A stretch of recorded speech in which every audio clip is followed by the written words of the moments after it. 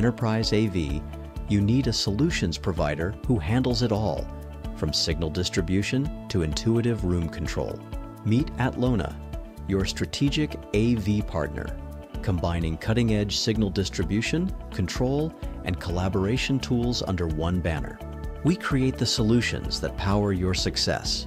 To learn more, visit www.atlona.com.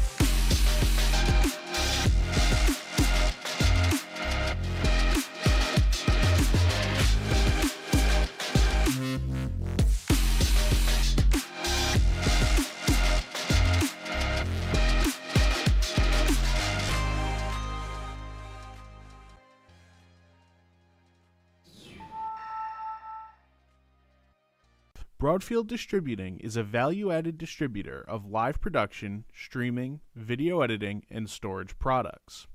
We only sell to resellers. We are always looking for new dealers, so call us at 1-800-634-5178 or email sales@broadfield.com. You'll like doing business with Broadfield because we make it easy to do business.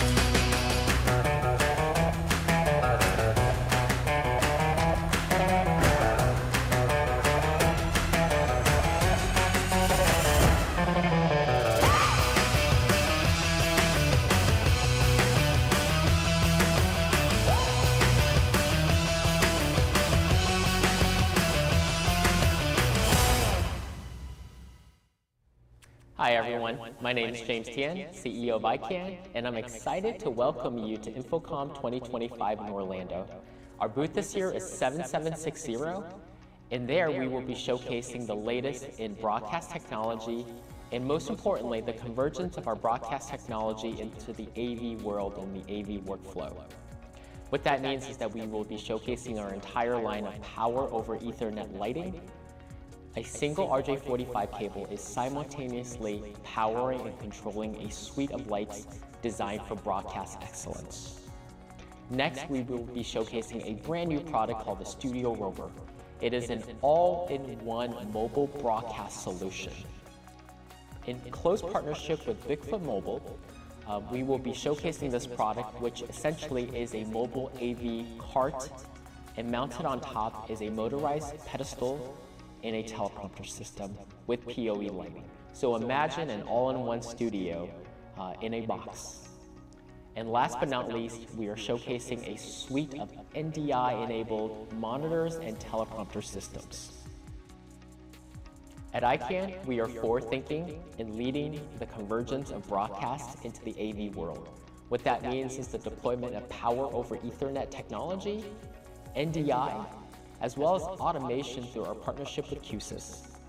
We are excited to see you at InfoComm 2025. Thank you.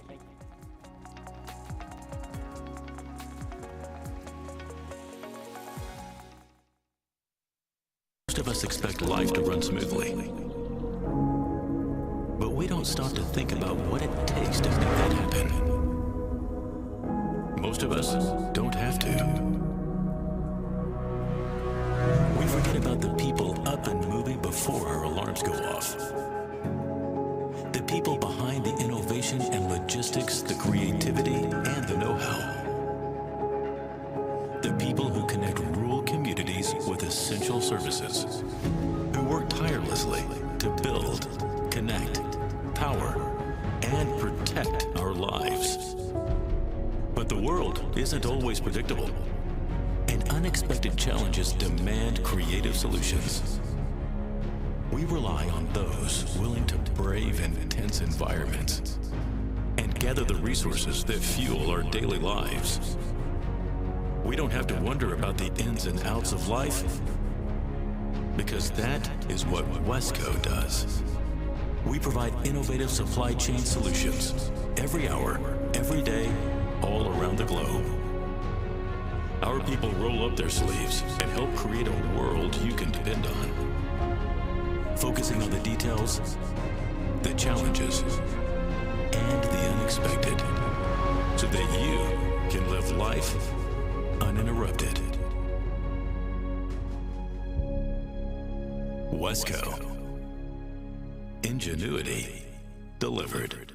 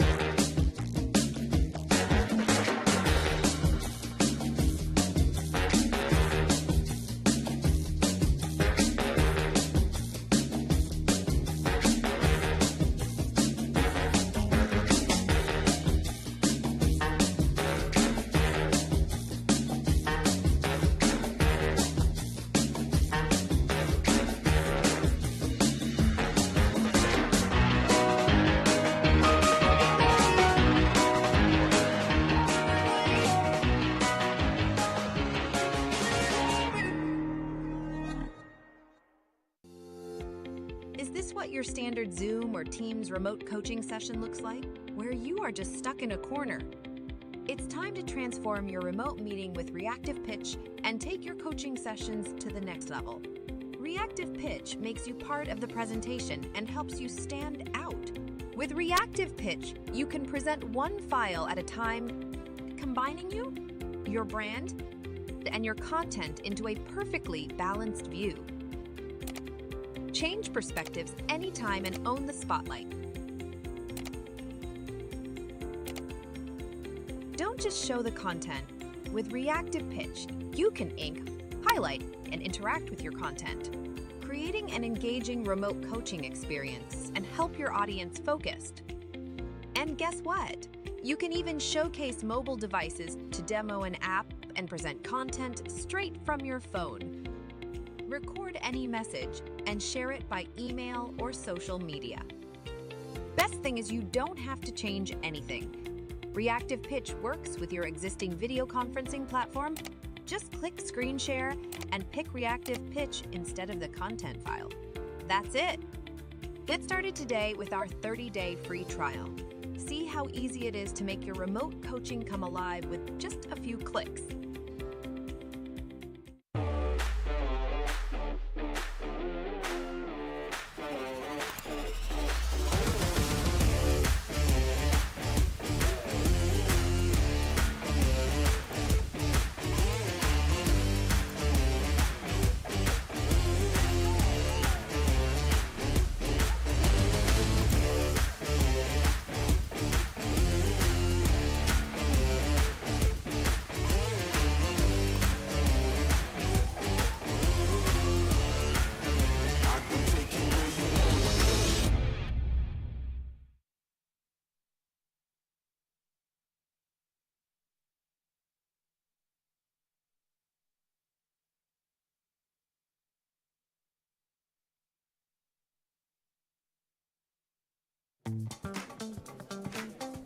What if you could have an effortless Microsoft Teams Room solution with Shure's best-in-class audio, auto-configured for you with intelligent video?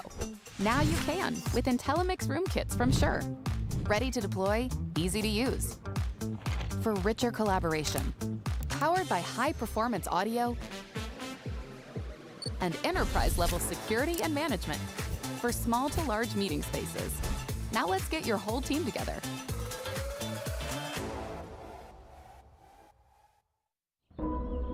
Most of us expect life to run smoothly. But we don't stop to think about what it takes to make that happen. Most of us don't have to. We forget about the people up and moving before our alarms go off. The people behind the innovation and logistics, the creativity, and the know-how. The people who connect rural communities with essential services, who work tirelessly to build, connect, power, and protect our lives. But the world isn't always predictable, and unexpected challenges demand creative solutions. We rely on those willing to brave intense environments and gather the resources that fuel our daily lives. We don't have to wonder about the ins and outs of life, because that is what Wesco does. We provide innovative supply chain solutions every hour, every day, all around the globe. Our people roll up their sleeves and help create a world you can depend on, focusing on the details, the challenges, and the unexpected, so that you can live life uninterrupted. Wesco. Ingenuity delivered. Hi everyone, welcome to AVIXA TV. I'm your host, Samantha Powell, joined with our lovely co-host, Sarah Cox. Sarah.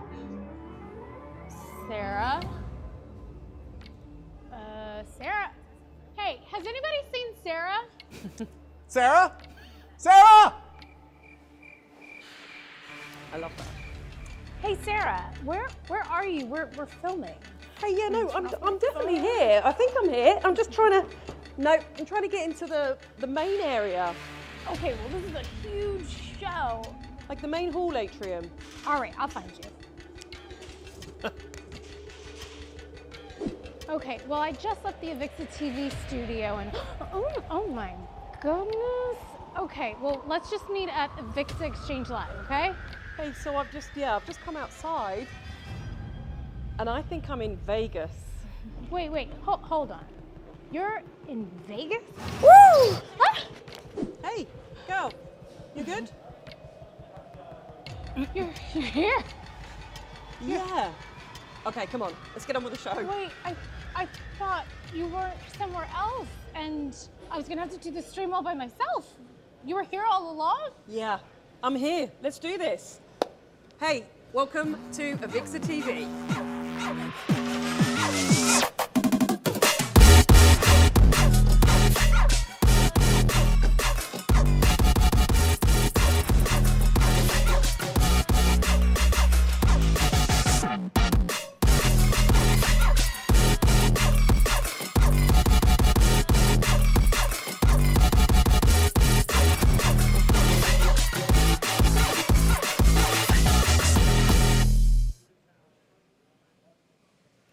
Hello, everyone, and welcome to AVIXA TV, live from InfoComm 2025. We're coming to you straight from the heart of the world's leading audiovisual event, right here in sunny and hot Orlando, Florida. I'm your host, Samantha Powell, and for those of you who tuned into our broadcast from ISC in Barcelona earlier this year, you're going to recognize my co-host for the week. This is the unforgettable Sarah Cox. Sarah, so happy to have you here. How are you doing? Thanks, Sam. It's really exciting, like seeing you in Barcelona, now being here in Orlando. But I have to say, not being for the week in the virtual studio and having a seat is the thing I'm most excited about. I'm so glad we were able to get you off your feet in here. And yes, Ben couldn't be with us, but I'm so happy that you're joining us on set today. Oh, absolutely. And talking to green screens, let's check in with our friend Ben Thomas, who's standing by on the virtual set. How's it going, Ben? Hey, well, it's great. I volunteered to stand. I don't know. I figured 3 days on the show floor wasn't enough, so might as well stand for a couple more hours a day to hang out with some of my favorite people here at AVIXA TV. Look, this is the 4th or 5th time I think we've actually done AVIXA TV in this format, and it's one of my absolute favorite things to do every single year. Not only is it a great chance to meet new folks, but it's also a great chance to learn about what's happening in our industry. And look, I can't wait to dive in a little bit deeper here at the virtual set. I don't know, I may try and hop back and forth a little bit, but Sam and Sarah, it's good to be here. Wonderful. Thank you so much, Ben. And as we said, it's so glad to have you with us again this year. Well, the show floor is going to be officially opening tomorrow, and we can already feel the energy just building. Over 800 exhibitors are setting up incredible booths and prepping for some of the most cutting-edge technology you'll see all year. In addition to the buzz that's happening on the floor, this year's show has over 300 education sessions covering from the latest trends, plus some amazing integrated experience tours that I personally got to check out myself. So hopefully if you're here, you can definitely go and see those. And that's just the beginning, right? There are over 75 free show floor sessions and meetups and insightful keynotes that you won't want to miss. And attendees joining us from over 100 countries. So whether you're here to learn, connect, or discover what's next in Pro AV, AVIXA TV is the place to bring you all that action all week long. So wherever you're watching from, welcome. And we're so excited to bring you some incredible content. So, Sarah, why don't we go ahead and get the show started? Let's do it. So we are here in our amazing AVIXA TV studio on the show floor, and it just seems to be getting bigger and better every year. And we really want to thank our incredible sponsors for making it all happen, including our partners from Ross Video. So joining us now are Joe Davenport and Matt Morgan from Ross Video. Guys, thank you so much for joining. What do you think of the show floor so far, seeing that everything's just coming together right now? A lot of excitement. Yeah, thanks for having us. This is great. Appreciate being Great to have you here. It's awesome. It's good to be back and to do this again with you guys. And so it's a really good buzz around the studio this year. I'm pretty excited for it. Definitely, definitely. So as I had mentioned, you're partnering with AVIXA TV once again. So can you just walk us through this year's setup and catch us up on what you guys have been up to since ISC? Yeah, absolutely. This year's setup is very similar, focusing on the virtual stage, which we've already seen again. huge in corporations and education environments, things like that. So being able to showcase that, super important to show a solution off to all the attendees this week. And the rest of the studio is at the core is our hyper-converged technology. And so our video switchers, all the routing for the video is all coming through that one platform. We also have video playback and records and all these things. So a really good application for those looking for studio environments or even a live venue. So what's out here when you come by the booth is essentially the same thing you'd see at an event space front of house. So everything from the audio to the video, you can also do and accomplish in your own environment. So that's what we're really excited to show off this week with you guys. Yeah, and it's an incredible setup. And so Ross has been a leader in broadcast for many years, but now you're also expanding into other markets, right? Like corporate, education, esports, and of course live events. So how are you supporting these industries and what's driving that expansion? Yeah, I mean, I think content is what's really driving it, right? Everyone wants new content, and what we're able to do with Ross is provide high-quality content with all the different products that we bring to the table and different workflows that we bring to the table. And everything is very scalable. We can start small and grow large.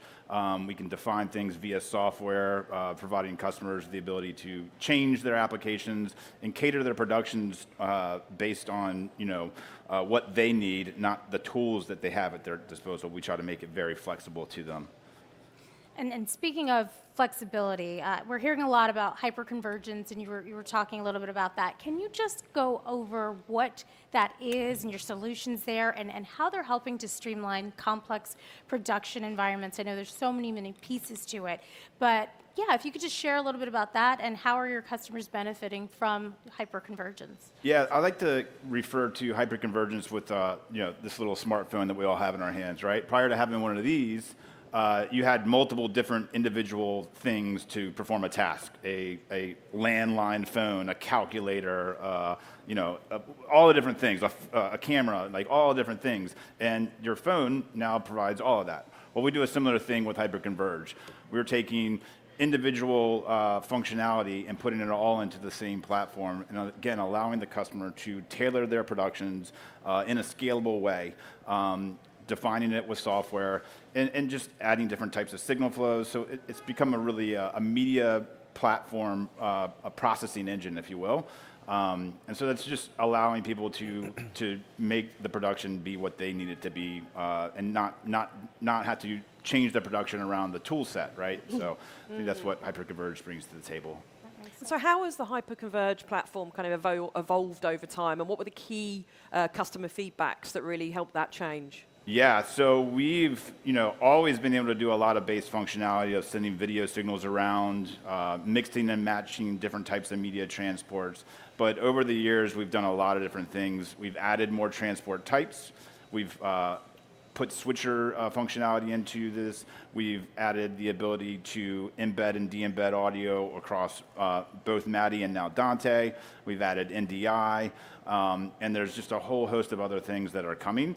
So again, much of that is software defined. And so, a customer might be able to start off with a solution that's fairly basic, and then as their needs change, add functionality with simple licensing. So there's not as much cabling involved now. There's not as much power being drawn. There's not as much rack space being used. There's not as much heat being output.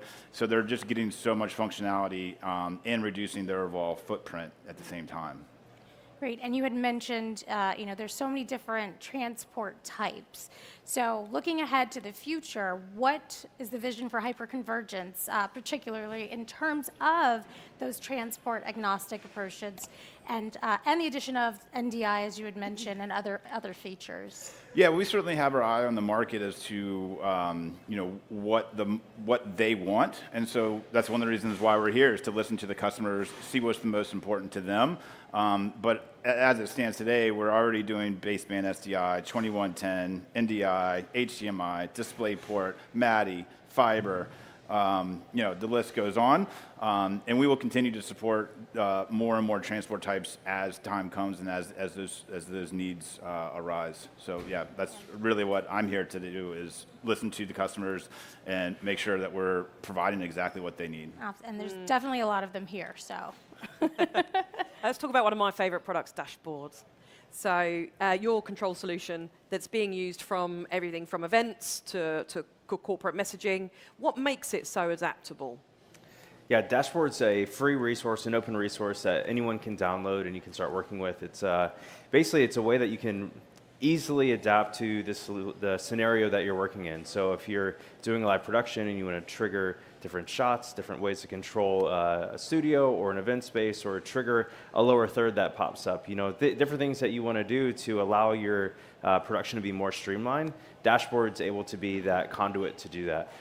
There's some really cool ways that people have used Dashboard to trigger full studios without having any engineers in the room, and so it's kind of a self-service model, and that's everything from large banking corporations and finance corporations to auto manufacturers who use that to set up these systems and just have their talent or their product managers or HR, whoever it is, someone doesn't need to be a broadcast engineer to be able to operate this equipment. So, and the more and more that we dive into that, we try to meet the needs of a customer. So like on our booth, right across the aisle here, Dashboard is kind of the launch for a product that we have called Quorum, where Quorum sits on top of a ROS solution. And we've taken Dashboard and expanded it now, so you can have this really simple interface where we can train somebody in under 15 minutes how to use this whole production tool, right? So it's a way that you can go everything from a Quorum kind of a solution all the way down to just a very specific thing to trigger a light or trigger a video or trigger a movement on a robotic camera, whether it's a PTZ or one of our Furios or something like that. It can do so much, and really the purpose is just to be able to execute a production at a high level without the need to have maybe a person sitting in the seat or doing things. So the ability to repeat actions, repeat movements, be confident that that's going to happen. It's the conduit to allow that more flexible kind of application within whether a studio or event space, anything like I mentioned. So it's a really great platform to build off of, especially if you're in the ROS ecosystem. Yeah. But what's great is that it also can work with products outside of that. So it's an open source that you can work with, and so system integrators love it because they can incorporate different ways to communicate ROS equipment with their room solution, and customers love it because they're confident in what's going to happen, right? They can go in, if they need to tweak it, they can tweak it, but they know that they're going to get a solid platform to be able to run their equipment that's in their space, whatever it is. Yeah, if it's got an Ethernet port and an API, Dashboard can control it. Yeah. Seamless and easy. That's what they need. Yeah. No, we really appreciate that. And I definitely want to tell everybody, go check out that booth, learn more about that solution as well as hyperconvergence. And we really appreciate all the solutions that you've provided for us here at AVIXA TV. So thank you so much. Yeah, it's a pleasure. Absolutely. Thanks so much, Matt and Joe, for joining us. Thank you so much. And if you're at InfoComm, be sure to stop by the AVIXA TV studio for Ross's Bytes and Insights workshop on Wednesday and Thursday at noon to get a hands-on experience with their latest technology at booth 7861. Now, let's head over to our virtual set with Ben to kick us off on our first segment of School Me. Take it away, Ben. Thank you. All right, we're back here on the virtual stage, learning as much as we can about the industry, not only some of the hard skills, best practices, but some of the soft skills today. Today we're talking about project management. I'm joined by Elizabeth Burnham, who's going to tell us a little bit more. Elizabeth, thanks so much for coming on. Yeah, it's been great to see you since it's been a year. Man, I can't even believe it. It's almost unbelievable that we flew across the entire U.S. and it took us a year. So. Well, look, Elizabeth, we're glad to have you back on this year. You know, we talk about some incredible technology all the time as an industry, right? And it's great to install that, design that, manufacture that.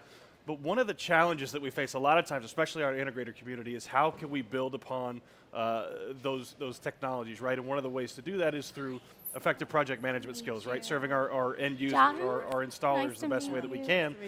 And I'm curious, why is the project management side of things so important, especially in contrast to the manufacturing and installation side? Well, let me ask you, have you ever had a day where the whole day has become a productivity dumpster fire? Today. Oh, no. Hopefully it gets better then. So I'm going to give you a tool to help you with that. So when I was an engineer and also a programmer, I had to have a variety of tools to help me with my job. And even in project management, I have to have effective tools to make sure that my day goes smoothly. And one of those tools is actually called the Eisenhower Matrix. So this was developed by Dwight D. Eisenhower, who said, sometimes things are not as important as we think they are, right? So sometimes things are not as urgent, and sometimes urgent things are not as important. So we need to figure out how to resolve that. So there's a development of the Eisenhower matrix. It's also called the productivity matrix, and you can see behind us in our lovely classroom studio here. What we want to do is we want to take all your tasks that you have firing at you today, everything that's coming at you fast, and you need to figure out what is an urgent and important. You're going to put those things in the do now quadrant up in the upper left. Then, if you have things that are not urgent but important, you're going to schedule those at a later time and put those in the not urgent but important quadrant on the right. Now, under the bottom, we need to figure out what is urgent but not important, because those are things you should be able to delegate. And some people say, well, I don't have anyone to delegate to. Well, the thing is about this quadrant is that will help you see where your productivity and your time is being managed, so that maybe there are ways you can bring people up in your team who can help out. You may have people that you want to have growth and develop into other positions in the group.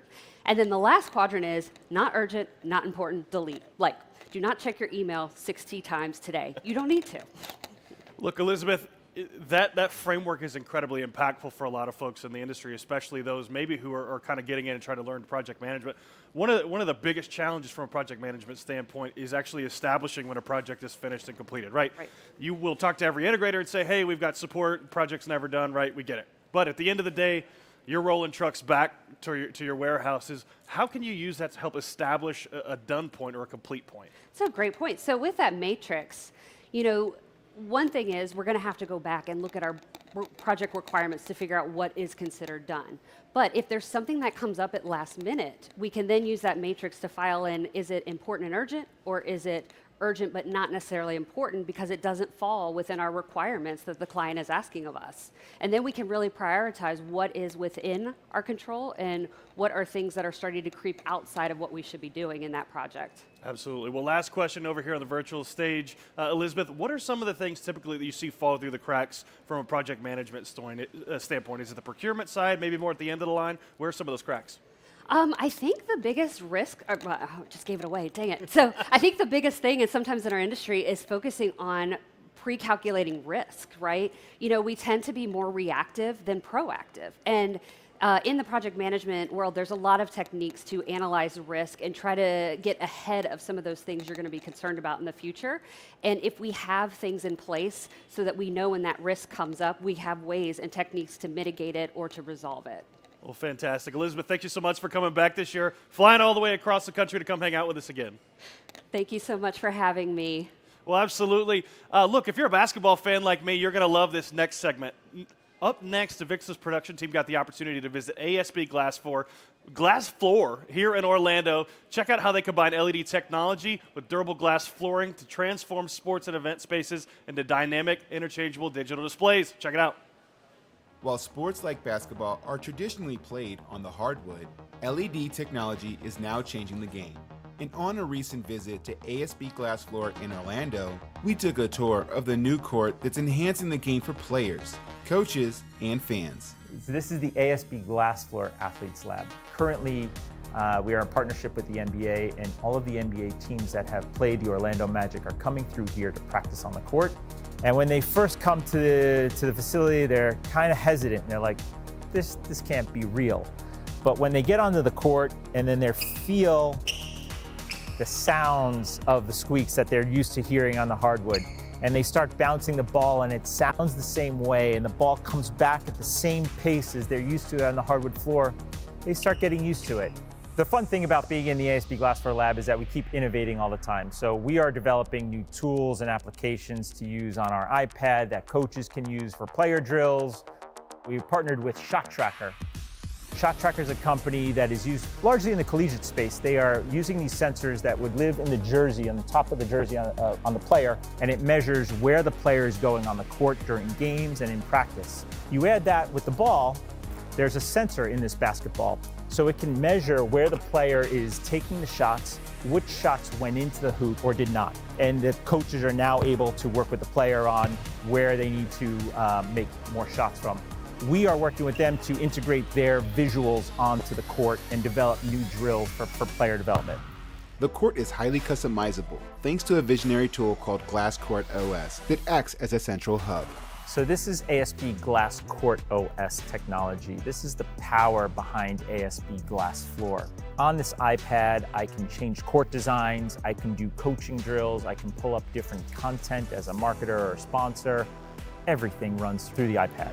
A lot of the teams that come through here, we design custom courts for. So in this case, there's a gradient court for the Denver Nuggets. The beauty here is as a coach now, I hit the whiteboard feature. I want the red ink. I can do my X's and O's right here on the court.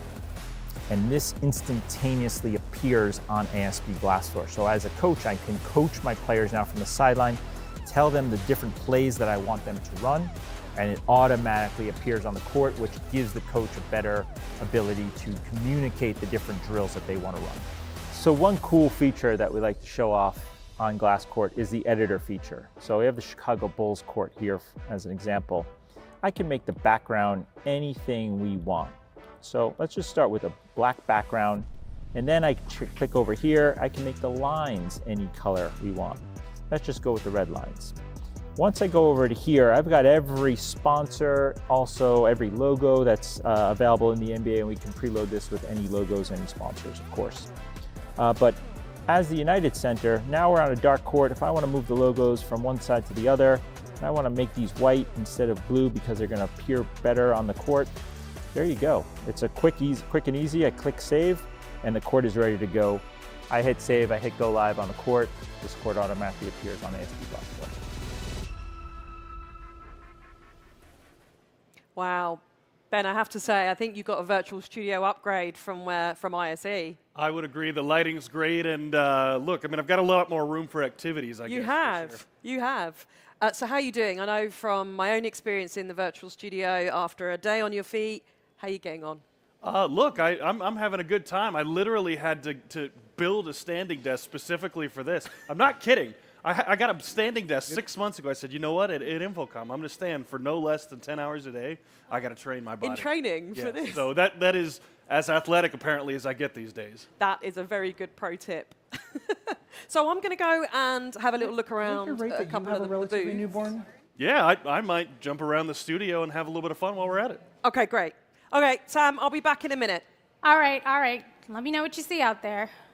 Well, while Ben makes his way over to the desk, hey, Ben, yeah, come on over here and take a load off. I'm pleased to be joined by our guests and friends from QSC. So welcome, Chris, Jonathan, and Jason. Thank you guys so much for joining us. Of course. How are you doing? How are your feet? And how is the booth setup going? We're doing great. Yeah. It's going great. It's organized chaos before this it all gets pulled off, but it's going well. Yeah. Well, look, we're fired up to have you guys here. Jot, and I'm curious, you've had a chance really to take the reins over at QSC, and obviously last year, if anybody watching this remembers the great conversations, the great announcements happening last year by Joe, who has done a fantastic job as CEO of the company, has transitioned away since then. But, I'm curious, Jotin, what are some of the things that you have from a vision standpoint? A lot has changed in the last year, but how has that vision evolved? Well, in many ways, like the vision we set out for the full stack AV platform, that continues. And we've been really busy delivering on delivering that full stack AV platform. So a lot of things that you're going to continue seeing from us is that. So having a cloud-first, scalable platform is something that vision continues for us. And then when you think about like some of the things that we have launched over the last year, including our Reflect platform, enhancing that also on our computer vision and vision suite that we have enhanced all the capabilities there. So the whole story about eyes and ears and how the world can actually benefit from the full stack AV platform, we're just continuing on that. And you see some of the testament through our global expansion, as well as the Frost & Sullivan Innovation Award that we recently received. So that continues for us.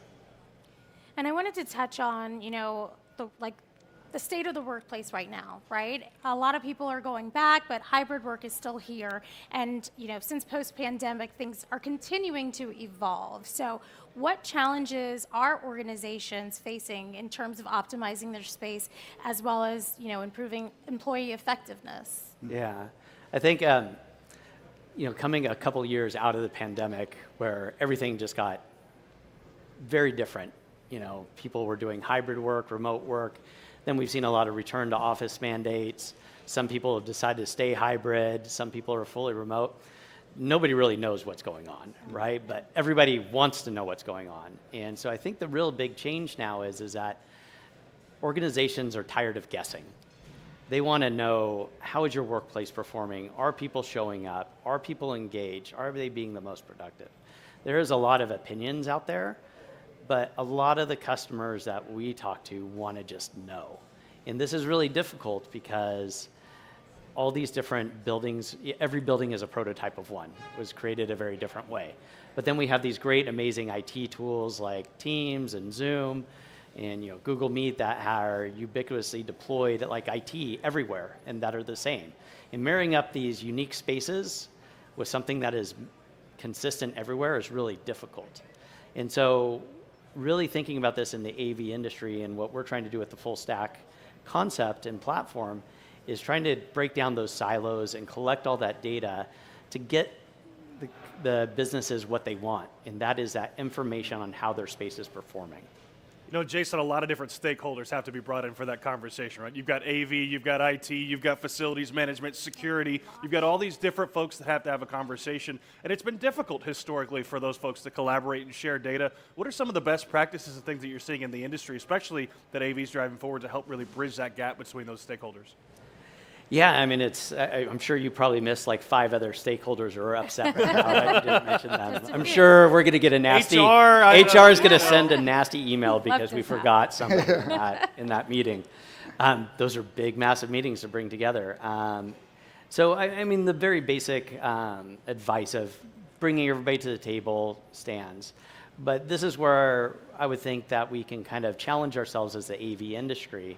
And AV has a really unique place to play in this situation, right? You have IT that's driving these consistent deployments everywhere. You have facilities that are managing that building.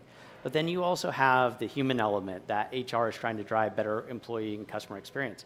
AV is actually uniquely positioned to sit in the middle of that because we can connect into the IT areas. We are definitely there in the facilities. And we're really good at driving amazing experiences. So if we start to morph our conversations and take a bigger seat at the table as an AV industry to be the ones who can speak that language to the CFOs of what is the performance happening, what are my investments getting to us, I think the key element, back to your question, is we should be, as an industry, driving that group together, and we make sure that we bring all the stakeholders together. I think that's a really powerful opportunity for the AV industry. That means we have to be unselfish, is what that means. Yes. And you guys are always at the forefront and ahead of the curve, and always following, the latest data and trends and so forth. So Chris, what data trends are you currently seeing in the industry, and how are they influencing smarter space design? That's a great question. I love that you're using the word data, because for me, if I had to name one trend that's really important this year, it's data. And it's timely too, because there's a whole history of data being collected. As soon as we did AV IT convergence, there's data production that you can sort of peel back the wire and see what's happening between our systems and how they're connected to the cloud. But that really only took us so far. That was really about statistics and performance, right? Performance evaluation. Now with machine learning advances, that data just got tremendously valuable. It's sort of like, I don't know what the analogy is. It's like, automotive just arrived and we were already extracting some oil. And now it got really valuable for really driven outcomes. So for me, data drives everything from design to insights to the user communities that are building and managing facilities, like Jason was saying, to product design. And it's really our call to action to leverage that data as part of that AV pipeline. And we mentioned the platform. That platform can't just view data as an afterthought. You have to engineer the platform to consider it as you go. So it's things like data privacy, consistency, data integrity. How are you managing that data from across different viewpoints and departments that are going to consume that data for different outcomes? And QSys, the platform we're building, is really focused on driving that heritage of data to the cloud so that it's leverageable. Well, Chris, data quality is obviously part of that conversation, right? Garbage in, garbage out, Yes. especially when we talk about AI, right? You don't want to train models on something that's ineffective. Yeah. And then you also brought up the cybersecurity and compliance piece, right? That is a conversation we have to be willing to have across industries like healthcare and security because it's so important for us from a compliance standpoint to know what the heck we're talking about. Yeah. What would you say maybe to the AV community who has to go literally to that hospital tomorrow and say, look, here's what you need to know. Here's how we get you better data. Here's how we start integrating these systems. How do you start that conversation? Yeah, well, the good news is customers and organizations are really excited by what can happen now, and they understand it, that the world of AI and intelligence has arrived, and that we're responsible for wiring up the system to those LLMs. I mean, in one way, you could think about it, that all the investments, the hundreds of millions of dollars that go into training like a large LLM, can now be applied to classical AV problems just by making that data flow to those systems. So that's really big. And that drives really interesting outcomes for two communities of users, the facility owner, but also the end users. Because if you can do it in real time, you can drive experiences back into the room that we just used to dream about, right? And you're starting to see the tip of the iceberg, like with the Vision Suite system. That's people tracking in real time, face recognition, to do things that you just couldn't do in the past, or used to be project-oriented. Now they are product-oriented, which is good. They can embed the compliance issues and the security challenges you have there. Fantastic. And you guys are growing leaps and bounds and able to reach more customers and so forth. So how does the acquisition, I know you just recently acquired Acuity, and how does that acquisition help expand your influence into new buying centers, and what value does that bring to your customers? Yeah, so Acuity acquired QSC. I wish it was the other way around. But We got it. That's okay. But I don't know. This feels like a press release that we love AV. News to all of us. we love AV, and the fact that adjacent industries that have existed, they've been watching AV for a while, right? I mean, this is actually an example of somebody who comes from the adjacent industry, looks into AV, and buys a company like QSC. Because AV has, beyond just talking about IT and AV integration, building management, there's a extension within building management systems and what value we could provide. So the story here is that, not just extending the buying centers to IT and facilities, personas within the end users, but also from the technology standpoint, what value we can actually provide to people in these spaces. So if you think about workplace solutions of tomorrow, there's a lot more possible. Chris referred to the data. Of course, that there's a data play here, but then how do you actually harness those data and then bring in insights and things that actually help people in workplaces or different spaces in general? So that's kind of the overall story. So we're super excited about just integrating these technologies and then provide more compelling solutions. We have a full stack platform that continue building and leveraging what's possible out there.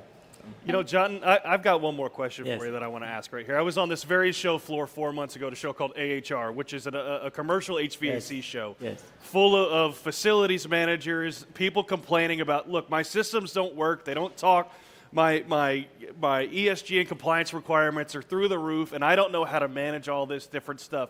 So you've got these sorts of stakeholders coming into the industry for the first time, and QSC, through the Acuity acquisition, has been able to have those conversations. What I want to ask is, what would you say maybe to people who are hearing about QSC and QSYS for the first time that maybe exist outside of our industry? Very interesting. You mentioned AHR show. In fact, our sister company, This Tech Controls, which is part of our Acuity Intelligence Spaces, was at the AHR show, right? And then they talk about a platform play, again, in how do you create a solution based on a software-based approach and all of that. So this acquisition allows us to actually integrate both sides. These things have existed in silos for very good reasons. And while there's a lot more work to do here, for all those people who are looking at QSYS and QSC for the first time, think about us as a platform that's going to continue the capabilities and the reach through a software-based approach, leveraging a very strong set of hardware, and then harness data to bring in insights for workplace solutions.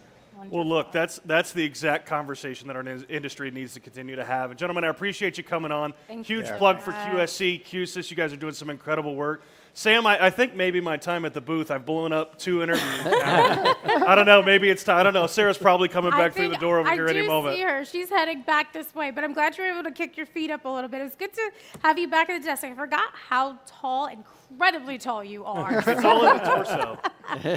Wonderful. Well, thanks for joining me, Ben. And before you head off, I know we've got a really great video that we want to show everyone. So why don't we take a look? I'm joined today by Francesco Ziliani, CEO at Spinetics. Francesco, thank you very much indeed for joining us. Thank you, Ben. So let's jump straight in. I know that many people think digital signage as a service means a cloud CMS. What's really behind it, and why does that matter now? Excellent question.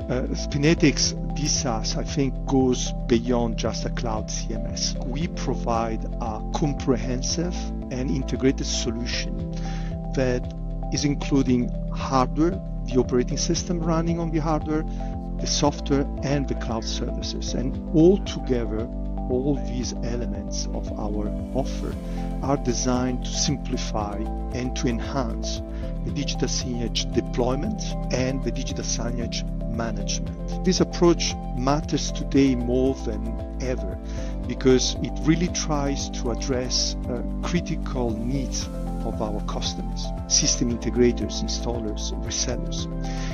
The first need is ease of use. The second important point for them is remote management. Through our digital DSaaS offer, you can do it, and that reduces a lot the IT support on site. Security is an important aspect. When you master the hardware with the right operating system that is designed really to be working together with the back end of your cloud. Absolutely. And I know you touched on this briefly already, but go a little deeper into why DSaaS is becoming such a strong opportunity for integrators. What's kind of shifting in how they deliver signage? A DSaaS approach where we share the responsibility, but as well the revenue driven on an annual base, makes every loyal customer a very interesting source of increased value. So it's not anymore I install and I run away. I'm becoming a partner of my end user. They are going to call me not only for digital signage, but for many other installations. Because like heart is giving the rhythm of the life, a screen is giving the rhythm of the day, of the week, of the month by displaying what's going on. With our solution, our resellers are really focusing on content. Wonderful, and I love that analogy you used about the heart beating the rhythm of life and how that relates to the screen. You're an absolute poet, Francesco. That's wonderful. You mentioned as well about cloud and security, which I know is very important to people these days. How would you say that customers can stay in control of their data? We really encourage customers to use password managers. We educate them. We introduce multi-factor authentication, and we really try to be vigilant against phishing attack. We do a lot of penetration tests on our architecture. We are also offering audit trails, so customers really have access to private audit trails of their own users, so they can monitor their actions, who has uploaded certain content, who has published certain content. On the technical part, we have a secure infrastructure. Our DSaaS is hosted on AWS, which really offers the top in terms of security, in terms of certifications. Everything is encrypted, both at rest and in transit. We are also opening something that we call data residency, allow our customers to store their data within a certain country. This is a plus for many companies that are active in different territories that need to be compliant with regional data protection regulations. I know Spinetics has many things going on at the show this year. What would you say people should look out for at your booth and also with the training? Well, I think come on our booth to experience live DSaaS demonstrations is a nice choice, a good choice. We really demonstrate how easy it is to set up, how easy it is to use, and we are also demonstrating how we can connect to third-party data like Microsoft Power BI or partners tools. I'm bringing my pre-sale engineer. He has a very long experience in designing interactive content, data-driven content, AI-driven content. Registering to the AVIXA training during InfoComm is really a must-do for everyone. Francesco, thank you for your time today, and we wish you all the best at the show this year. Thank you, Ben.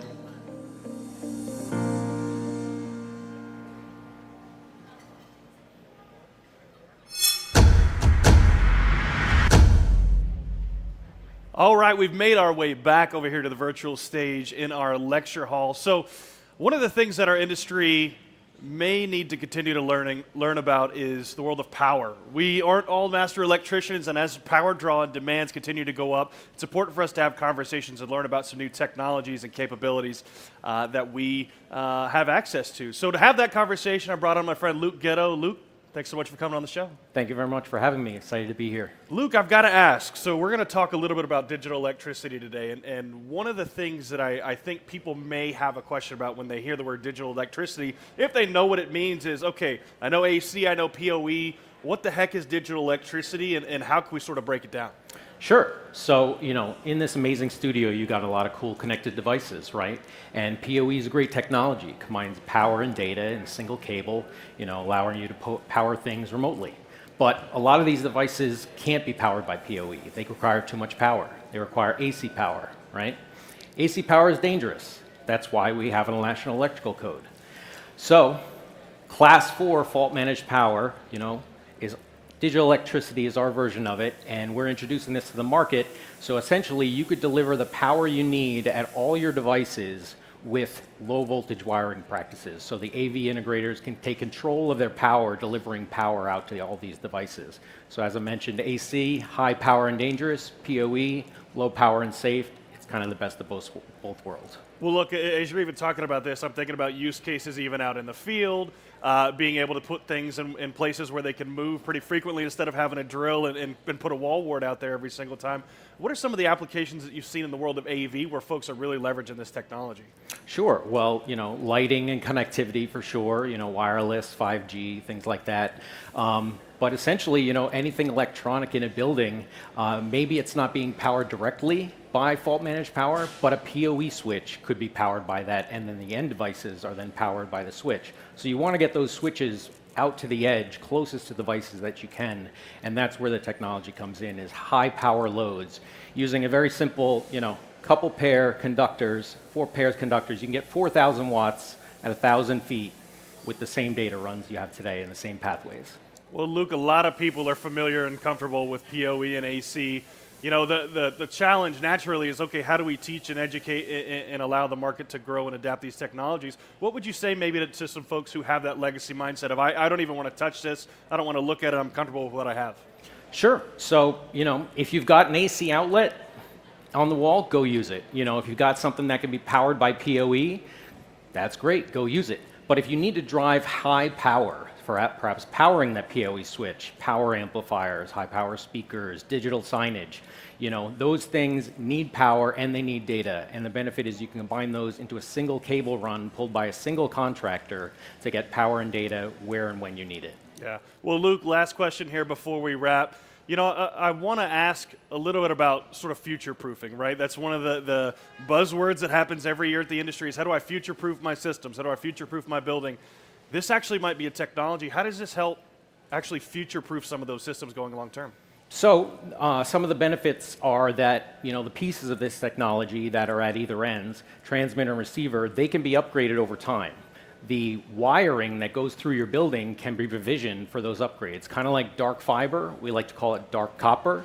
You run a few extra pairs of conductors, and now if you need a few thousand more watts at any location, it's there, it's ready. You just plug in a new receiver and you're ready to go. Well, Luke, thanks so much for hopping over here today. We appreciate you sharing your expertise and knowledge. If you don't know a lot about digital electricity, check Luke out. He's always teaching and training, and it's a great thing to continue to research, especially for our integration and installer community. Look, Sarah, I'm going to kick it back to you. I took your job, but you can have it back now. Thanks, Ben. Good to be back. And wow, that show floor is looking good. The lights are down, the branding is popping. Good. I see all of the forklifts and everything, and hopefully, yes, my voice is going to stay for this show. I call it into the... We'll get you on the whiskey. Don't worry, we're getting the whiskey. Okay, so let's move on. We are now really excited to be joined by John Shelley, who's the head of sales with OptiSigns. So, John, welcome, first of all. Welcome. Thank you so much for having me here today. I'm really excited. How's it going? How's the booth build? Well, I didn't do any of it. It's great. We have a great contractor. It's looking beautiful. And I got to show up late last night and walk into a fully built booth. Oh, it's a full white glove service. Oh, really happy. Fantastic. I thought you looked really relaxed. I was going to say, yeah, his hands nice moisturized. Right. Yeah, he's good. None of that hard work. Well, it's awesome to have you here. And look, why don't we kick off with something quite high level? Sounds good. Just to walk us in. So, with the concept of digital signage of the future, how is it evolving? Yeah, well, actually, there's so many trends happening right now that maybe even some of the industry regular magazines aren't picking up on, or are picking up on them in just that they are happening, not necessarily why. And in the future, or even now in many cases, what's going on is people are using digital signage for all of the reasons that we have to have access to information, right?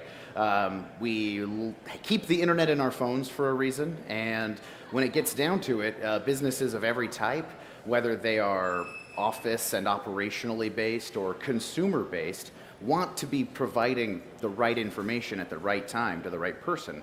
And that's what the future holds for digital signage. And you know, how many folks are now buying parts of the AV industry is exploding, largely due to digitization and other factors like costs coming down for electronics. It's proliferating where digital signage and what the value to each business is. So giving a speech on that would be an hour and a half long and boring. Well, we can figure out some time to put that maybe at the end of the show. Sure. Have you do that? I'm sure it wouldn't be boring either. Absolutely not. And just continuing with that idea of the future of digital signage, so many of us we're familiar with it. We see it everywhere that we go, but what are some unconsidered use cases for digital signage that you think will grow in the future? Yeah, a really big one right now that we're seeing start to take off is how the businesses that need to get information to frontline workers utilize that information and what they help people do with it. You know, the concept of out of sight, out of mind is ubiquitous as an adage throughout humanity and human history. And digital signage and OptiSigns, we're pushing that to the inverse, getting things into their sight and into their mind to be productive, effective, safe. Safety is a big piece there as well. Well, what sets OptiSigns apart from other companies working in digital signage space? That's a really great question. I appreciate it. So the biggest thing is that we are purpose-built to be easy to use at every space and every level. The content design is simple and easy. The delivery is simple and easy. We are as agnostic as it gets. I commonly tell people I'll give you $50 from my wallet if you find somebody who works with more third-party hardware than we do. Ooh. Yeah. Ooh. So get on it. I'll take that, yeah. Get on it. We'll split it. We're very focused on that experience and great support, making that easy happen.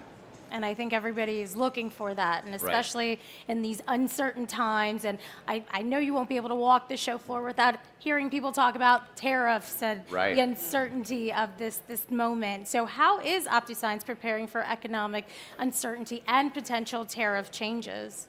Well, we don't have to very much, actually. We're, again, purpose-built from the ground up as a SaaS platform. So everything that we deliver from a software and services space lives natively in the cloud in every country on the planet already.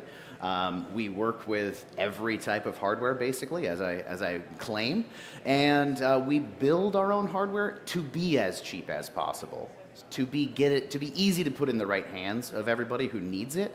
So any impact that is experienced may be minimal to the end user or may never be felt, because we just don't want you to deal with it. Okay, so we know you've had a very relaxed day as everybody's building the booth. We're well aware of that, but tomorrow the show opens, right? It's going to be exciting. What can people expect to find and see throughout the week on the OptiScience booth? Well, the booth is really very cool, and it's 360 degrees to have a very immersive but experiential place and time. With our large booth, we've got a really fun tunnel to learn about how OptiScience operates and what it can do for you. There's it's, like I said, a tunnel of video and sound.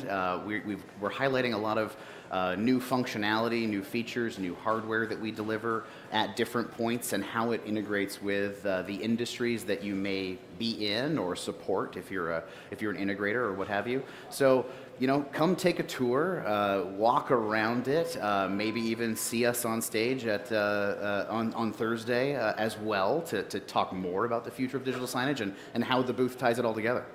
Well, I'm excited to hear all about that. Now, I know that that's taking place at 11 a.m., and we're so excited, and you'll be speaking, also at the Exchange Live stage. So can you just give us a little bit of a sneak peek as to what you're going to be talking about during that Future of Digital Signage panel? Sure.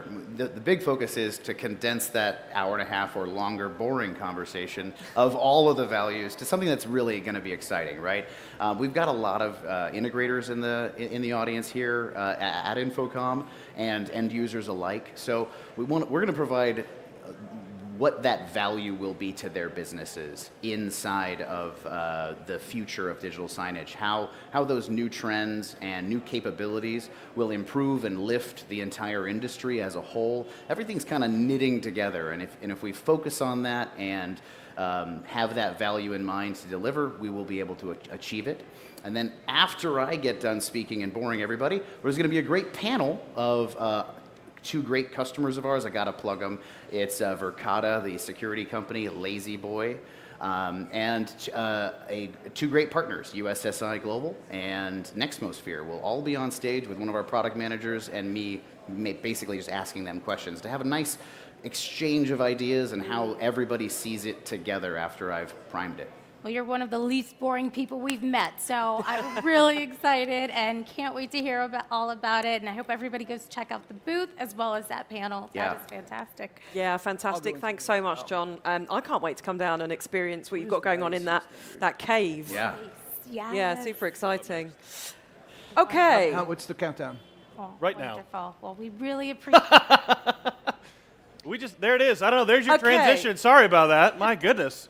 We just see, this is what happens whenever you put me on a green screen, is I just take over the entire show. I apologize to my wonderful cohorts over to the left of me over here, but I'll tell you what, we've got a brand new segment this year called Market Spotlights, where we're talking about different markets and use cases and verticals in the AV industry. And one of the places where people ask some of the most questions is in the world of critical infrastructure and data centers. And the person who introduced me to that market is the same guy who's going to have that conversation today with us, Mr. Dan Gundry. Dan, it's an annual tradition. Of course we had to have you back on. We absolutely do, and thank you so much for having me. And sorry, Sam.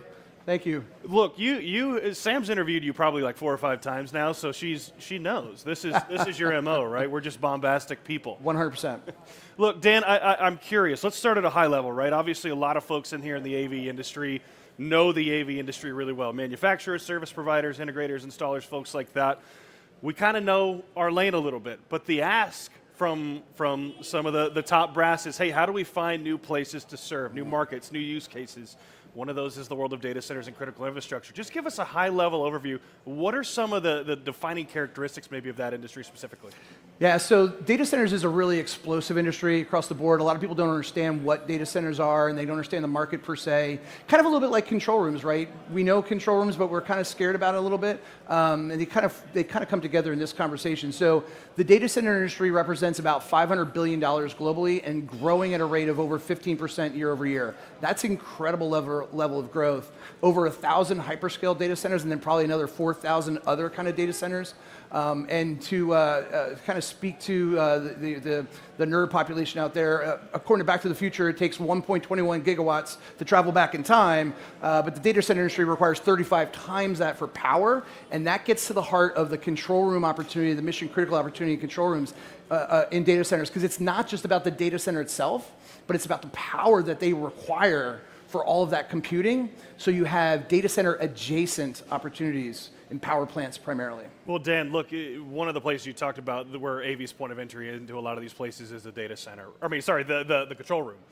And whether it's you guys, whether it's partners like Winstead, whether it's a lot of great integrators, or service providers in the industry, you see a lot of those conversations happening around control rooms. Talk a little bit about how sort of that control room fits primarily into this world. Well, before we start talking about the control room, there's opportunities for the standard Pro AV market in there, right? Digital signage, wayfinding, paging and mass communications, general conferencing spaces. So don't dismiss the normal stuff that an AV integrator or this community would do on a regular basis. But when we start talking about mission critical, it is slightly different. Every data center is going to have a SOC, meaning a security operations center, and a NOC, a network operations center. May not look like a SOC that would look like for a global security operations center, may only have 1 or 2 desks. And they may not even call it that space, they may call it something different, but they all have something that they use that monitors what's going on in the space, whether that be physical security. I want to make sure that bad actors are not coming into the space and doing bad things with the data that's being pumped through there, or network operations, which is I need to make sure that doesn't go down because I need my Snapchat, right? So those are some of those requirements. So those spaces are designed through a control room lens, not through an AV lens, right? Mission criticality is important. Redundancy, resiliency, cybersecurity becomes really important. We want to make sure that those systems perform the way that those IT and OT-centric companies require them to. Well, look, you mentioned things like compliance, security, and making, you'll hear the words air-gapped and things like that. Obviously, we're sort of familiar with that as an industry, but that's a whole different conversation. But what it does bring up is that, look, IT's a stakeholder, the AV folks are stakeholders, my facilities operations manager is stakeholder, security. Who are some of those people in that buying channel really that have influence typically in that decision when we talk about data center critical infrastructure? Yeah, I think it's all of the above have a say and influence on that. The question really is who is the decision maker and where do you start in terms of discovery and conversations? And it depends on where you're coming in. If it's an established data center, then you're going to go after operations.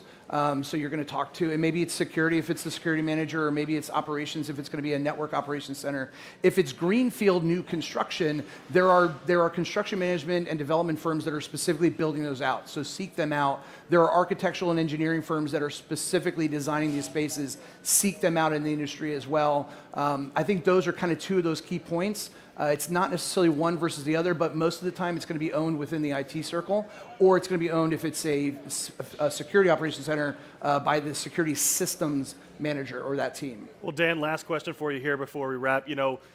We talk a lot about compliance and security across a number of different industries. There are obviously standards from a hardware manufacturer standpoint, things like BAA, TAA that are in consideration in this industry. What are some of the other compliances and standards typically that you see from a service provider or a manufacturer standpoint? Yeah, so good control room practices starts and stops with some IEC standards that are out there.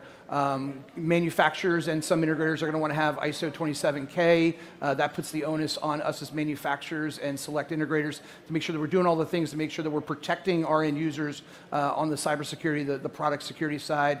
You want to seek out manufacturers that are taking security into consideration from day one, so secure by default to secure by design concept. In terms of compliance, you mentioned BAA, which is Buy America Act. TA is the Trade Agreement Act. That basically says where my stuff is manufactured, and a lot of the corporate organizations, BAA and TAA were typically government standards. So Department of Transportation, Defense, military, they were required to purchase within those guidelines. But a lot of corporate, a lot of electrical utilities, a lot of other organizations are starting to see the value in making sure that the stuff is made in friendly countries. And so TAA and BAA become really important from a criteria in terms of your products that you're specifying into those jobs. Yeah, and that's the final word right there. Dan, I mean, we got to have you on the show more. I mean, we already have you on once, sometimes twice a year, and you are a knowledge machine. And of course, naturally, we ran over time as sort of is our typical cadence. But Dan, thanks so much for coming on the show. Always a pleasure. Thank you, Ben. while we're talking about new and emerging markets, well, actually one that's been established for a while, House of Worship is one of those markets where our technology serves impeccably. Check out this video where Sam goes behind the scenes at a church to understand how the House of Worship market evolved. I'm here at LifeBridge Church, and they have some outstanding AV technology. Let's go check it out. Come with me.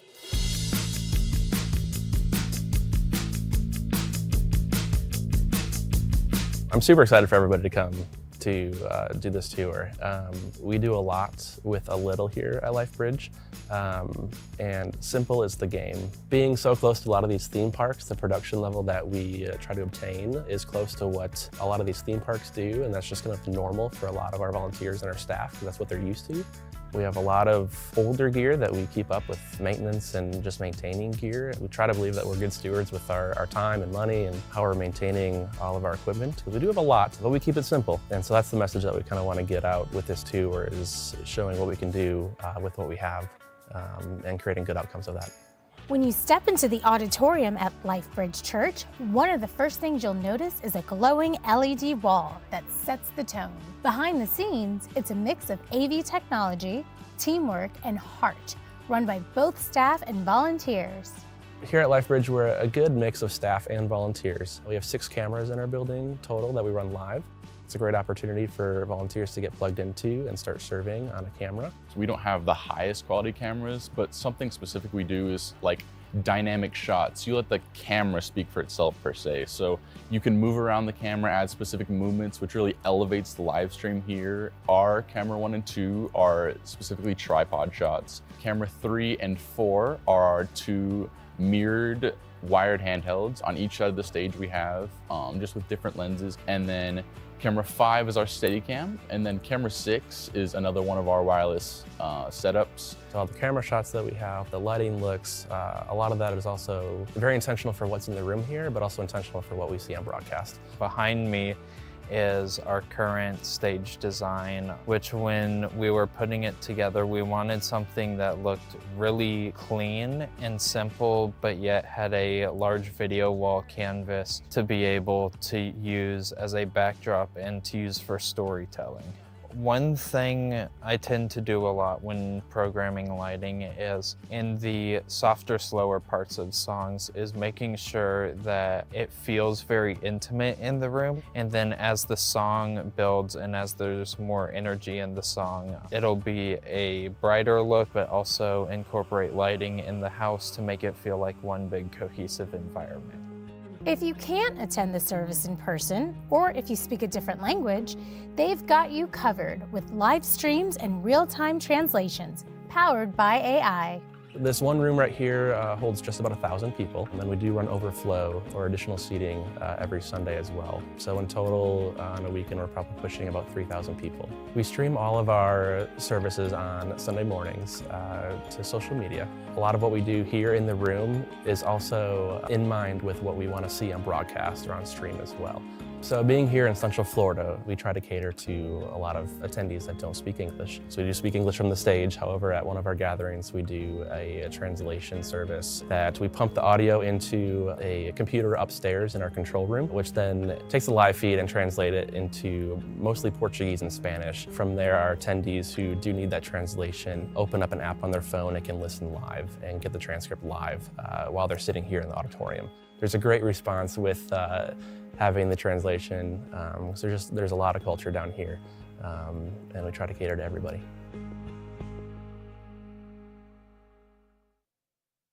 Wow, that was such a good look at technology in action. Sam, what was it like to be there? It was really great. Sorry, my voice is going in and out, but that's all right. We're going to make it work. But you need to get some branding tomorrow. I know. We're going to have to talk about that. We'll put that on the Put on the side write-up. underneath. Yes, but no, that space was so fantastic, and the people there were so passionate about AV. Yeah, you can see that. And the inclusivity that they have with that translation. So, if you didn't speak that language, you can follow along. And so it was a really really, really great experience. Yeah, fantastic. So, what have we got coming up on tomorrow's show, Sam? Well, we have a whole lot in store. So, on tomorrow's show, we will start at 1 p.m. and come back and join Sarah, Ben, and myself for our first episode of the day for AVIXA TV, live from InfoComm. At 2 p.m., we'll be showcasing an engaging keynote discussion on the experience economy with some of the industry's leaders from Universal Destinations, Ripley's Believe It or Not, and AWS. Then Sarah and Ben and I will be back at 3 p.m. to give you another great show full of interviews, product highlights, and what to do and see on the show floor. And to round out the day, be sure to join our friends Pete Coman and Mark Skehan with their Tech Effects podcast at 4 p.m. And hopefully by then, I'll have some whiskey and I'll sound even fuller throat. We'll make sure of it. So that wraps up our first show of AVIXA TV here, InfoComm 2025. And we want to give a special shout out to all of our sponsors for helping to make this show happen. So a huge thank you to our technology sponsors. You can see behind us on this screen. And we'll be back tomorrow, same time, same place, and even more excitement as the show floor officially opens. And if you're joining us here in Florida, get ready for an incredible day one. Until then, on behalf of myself and my amazing co-hosts, Sarah and Ben, and from all of us here and the people you can't see behind the cameras, thanks so much for watching, and we'll see you tomorrow. Bye, everyone. With AI-driven voice translation, AI Media makes seamless global communication a reality. Introducing Lexi Voice. In a world that's more connected than ever, language barriers still limit communication. Lexi Voice eliminates these barriers, delivering real-time translations across the globe. Here's the shot. Seamlessly connecting viewers and attendees, Lexi Voice ensures your content speaks their language, whether on-site or at home. 我们将继续报道白宫及 Over 70% of the world's population speaks more than one language, yet 80% of online content is still inaccessible to non-native speakers. Lexi Voice empowers you to expand your market reach, grow your audience, and increase revenue. Ready to connect with the world? Visit AI Media's website and experience Lexi Voice today. When you're responsible for campus-wide or enterprise AV, you need a solutions provider who handles it all, from signal distribution to intuitive room control. Meet Atlona, your strategic AV partner, combining cutting-edge signal distribution, control, and collaboration tools under one banner. We create the solutions that power your success. To learn more, visit www.atlona.com.